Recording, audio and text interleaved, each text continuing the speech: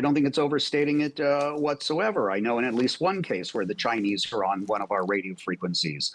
There's absolutely no doubt that our affiliate stations around the world are going to get queries from RT or CGTN, RT out of Russia, CGTN out of China, to fill that airtime. The US government-funded broadcaster Voice of America was shut down by the Trump administration last month.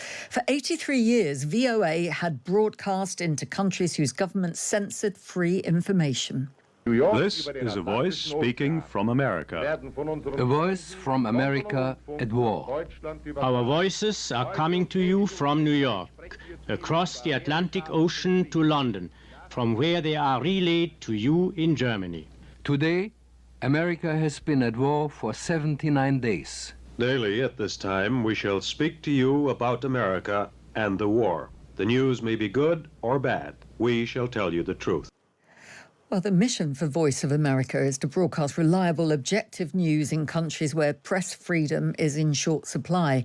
Before Donald Trump took office, Voice of America was reaching some 360 million people around the world every week, broadcasting in nearly 50 languages.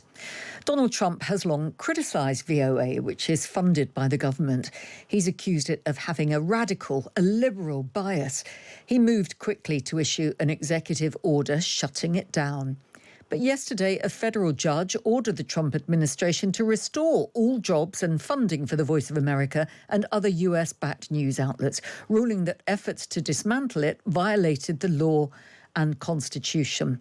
The row is still going on. Tonight, we can speak to Steve Herman, former chief national correspondent at Voice of America. Welcome to you, Steve.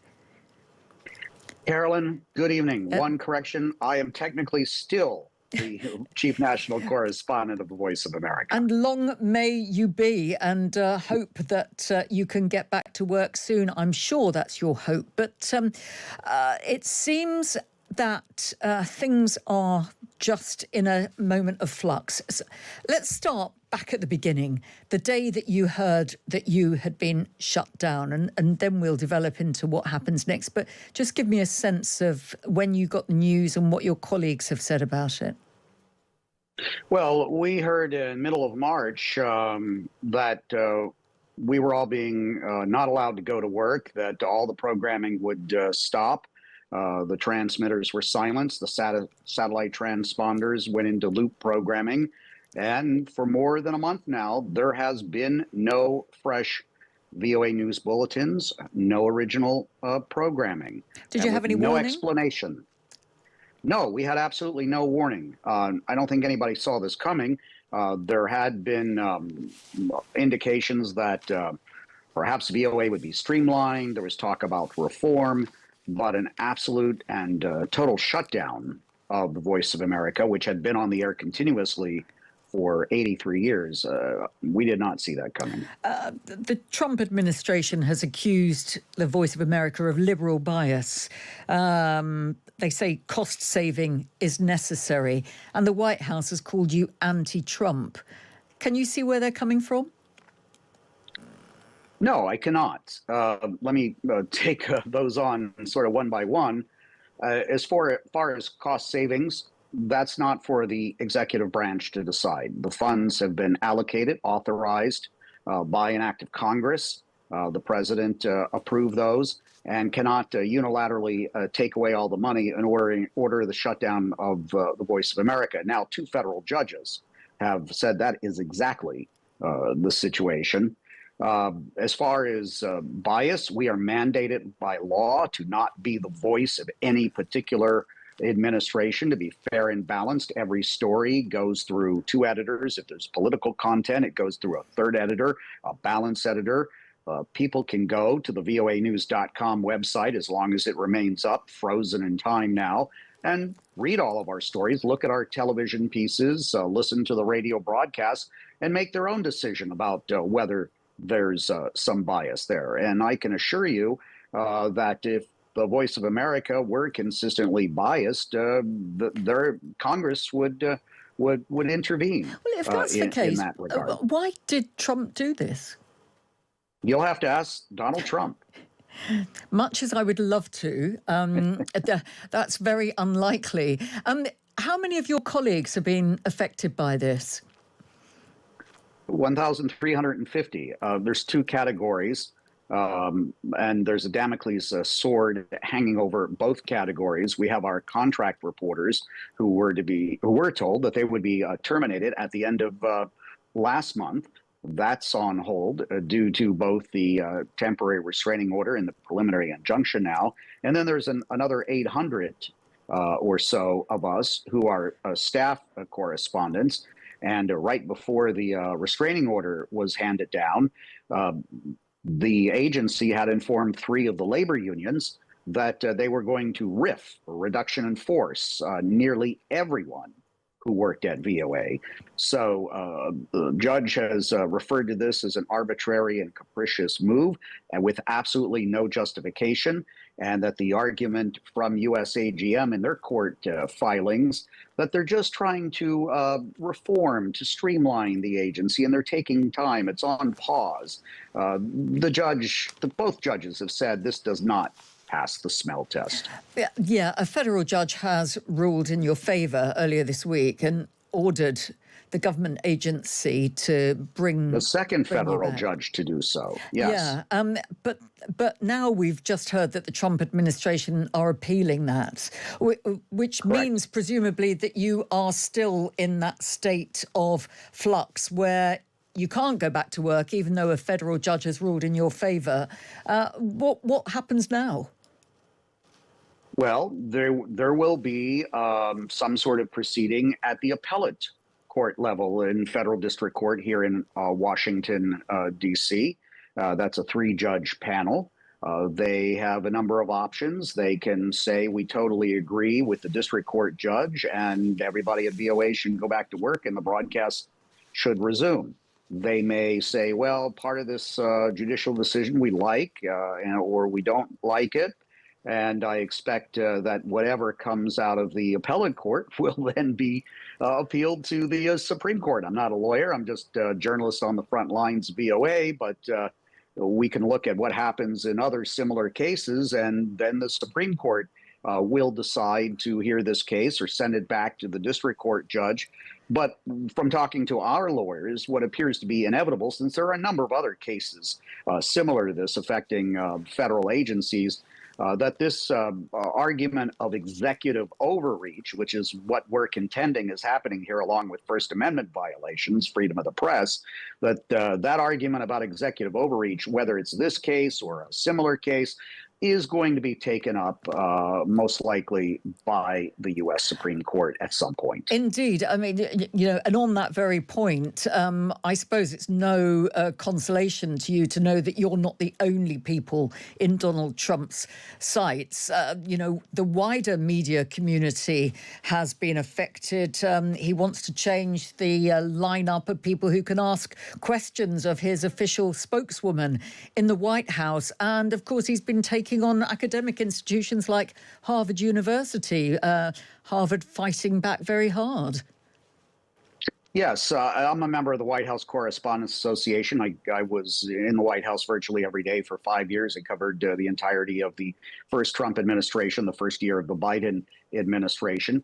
And what has happened has totally upset the precedent, where the White House decides who can get a pass to get into the building. But the White House Correspondents Association for decades has determined who sits in those 49 seats in the press briefing room and who is part of the press pool, the limited number of reporters that would go into the Oval Office or fly on Air Force One, as I did hundreds of times, as a reporter on behalf of the rest of the other news organizations that are part of the pooling system. And most presidents have not liked a lot of the questions that they get from members of the press pool or the White House correspondents at large, but they have always respected the system. And I can tell you from my interactions with Donald Trump on a nearly day-to-day basis in his first administration, that some of the questions he likes, some of them he doesn't like, but he always seemed to to, I don't know if the word is enjoy, but definitely spar sometimes with reporters, sometimes for more than an hour at a time. Donald Trump, probably in American history, has spent more time on the record talking to reporters than any other. Yeah, he does talk to the press a lot. And I suppose, look, the public may not have sympathy with journalists saying, oh, we can't continue to have our traditional seats in the White House, in the Oval Office, and other people say, well, it's good to have a shake-up and get some new people in there and different voices. But put that to one side. It's a big if at the moment, and you and your colleagues are now waiting to see what happens. But if you do get back to work, would you say that the Voice of America would go back to operating as it was, or do you feel the need to amend perhaps the type of coverage that you'd be doing? Carolyn, it's a great question. The answer is we don't know what will really happen, but I can tell you that the perspective of myself and a number of my other colleagues is we are mandated by law to be fair and balanced, not be the voice of any particular administration. And we're not going to change. We're not going to buckle if we go back to work. We are going to uphold the charter and hope that the firewall, which prevents interference in our journalism from even our parent agency, let alone any other branch of government, is respected. And if it is not, we'll go back to court again. What about social media, though? Because the Trump administration have argued that they have been anti-Trump, that they haven't perhaps fitted in with what you're saying the broadcast tendency of Voice of America has been. Well, again, if there are any allegations of bias, we welcome scrutiny of that. And the Voice of America has a self-policing mechanism to look into my social media accounts. I have been under investigation before. I came under investigation again. I'm not aware of any conclusion of those investigations, but we have our own policing mechanism, and of course, the Congress of the United States, if it feels that there is an inherent bias in VOA and its broadcasts or on social media from the official accounts or my account, under the law, has the right to scrutinize that. But I haven't been called up to Capitol Hill to testify. I can tell you that. Can you give us a sense of what the investigation was about? Well, there was allegations, as there was in the first Trump administration, that stuff that I was putting on social media, especially Twitter, as it was called at the time, indicated some sort of bias. I do not give personal opinion on social media, except for maybe my preference for pizza toppings, and I don't like pineapple, and I've said that publicly. But that's about as controversial as I will get on social media expressing any personal opinions. And the president says things, I post them verbatim. That doesn't mean that I'm supporting what the president is saying or an advocate of his policies. And when those policies are criticized by members of Congress or NGOs or other prominent people, I will also put those statements out on social media. That does not mean I'm against the president, whether it's a Democratic Party president or Republican Party president. And it doesn't mean I'm supporting the viewpoints that are being expressed by those particular groups or individuals. I think most of us understand that. It's common sense. A tweet is not a news story, right? It's a formation of a news story, putting stuff out in real time. But a lot of people always want to take things out of context, as you well know. And just 2 quick points. Some are concerned that Russia and China might already be filling the void where Voice of America might have been broadcasting globally. Is that something that you're fearful of, or is that overstating things? No, I don't think it's overstating it whatsoever. I know in at least one case where the Chinese are on one of our radio frequencies. There's absolutely no doubt that our affiliate stations around the world are going to get queries from RT or CGTN, RT out of Russia, CGTN out of China, to fill that airtime that there's a void now. I just saw an article in The Guardian earlier today that the BBC has taken over one of the satellite transponder frequencies of VOA for urgent broadcasting of Burma, where they've had that devastating earthquake. I'm happy it's the BBC and not the Russians or the Chinese. Okay. Steve Herman, current Chief National Correspondent at Voice of America, thank you very much for talking to us